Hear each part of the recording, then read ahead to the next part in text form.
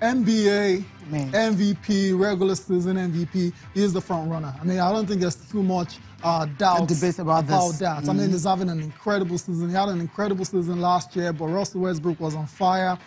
Couldn't score. Because of that, James Harden was ignored for the MVP honors. But this year, here's the one. It's safe to say there's only one winner. I mean, look at those numbers. Incredible. He's on fire. Points. James Harden, 41 points, 8 rebounds, and 7 assists in that victory for Houston over the Denver Nuggets. So that's it for the NBA. Let's move on quickly, Cecilia. Let's talk about this very sad piece of news. Thankfully, it's nothing serious because it could have been a lot worse. A lot worse, Football violence is Olympiacos coach. He's been making the headlines for a while now. I don't know. I don't know what's really happening in some parts of Europe right now. This one happened in Greece, where you have the Greek Super League coach taken to the hospital after, a game was abandoned before the game started.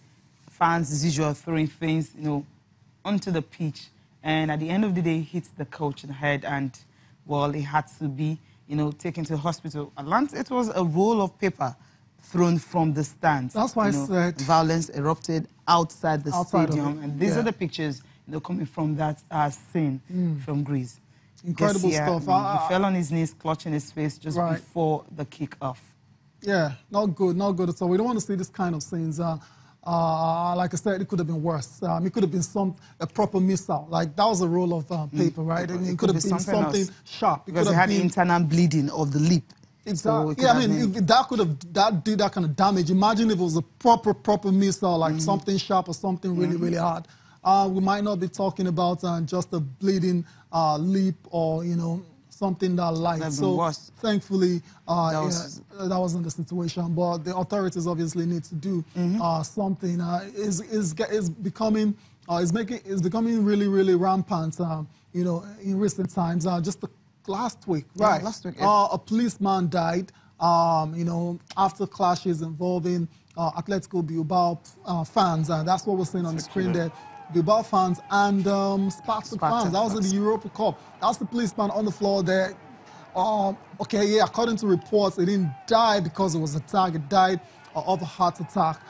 But it's still a fallout from the clashes where they were trying to, stop and the crowd trouble, the disturbances and all that. Exactly. So it's just it's rearing its ugly head again, slowly but surely and gradually, and it just shows that the authorities now have to, stamp their feet and ensure that they can nip in the bud. I mean, it gives them football a bad image. There's no doubt about it. It's very bad.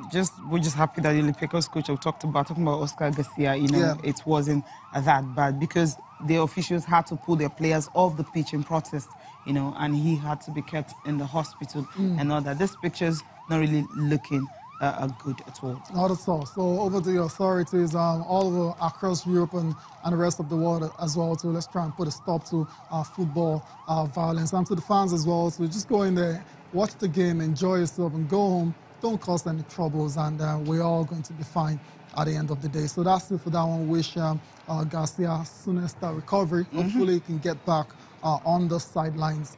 On the touchline as soon as possible. Let's move on, Cecilia, with the show. Let's talk about the Olympics now. Can't wait to talk about that one. I mean, how the Olympics have been able to keep, peace, right? Yeah, bring sports, just a way of bringing peace to a very fragile world. That's the way we can describe the world right now because of what is happening in Iran. But when you have two countries who have been in lockdown for a very long time coming together and deciding to say, okay, this is the Olympics, this is sports, we can actually, march on the one flag. That's what I'm taking away from that. What Thomas Bach, was able to ensure that all these things happen in a very, very spectacular manner. I see you're really taking that. That seems to be. That's the line. That seems to be what you're taking out of this particular games. The fact that North Korea and South Korea are, united. I mean, let's just put it that way.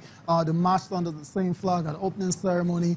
There was a unified ice hockey team as well as the women's team. I mean, overall, the message is very clear. The power of sports, and sports is all about bringing everyone together regardless of political difference, political and social differences, and that's exactly what we saw on display at the Winter Olympics. Before we continue on the Winter Olympics, let's just take the closing remarks of the IOC president, Thomas Bach. Dear athletes from the NOCs of the Republic of Korea and the Democratic People's Republic of Korea, with your joint march, you have shared your faith in a peaceful future with all of us. You have shown how sport brings people together in our very fragile world.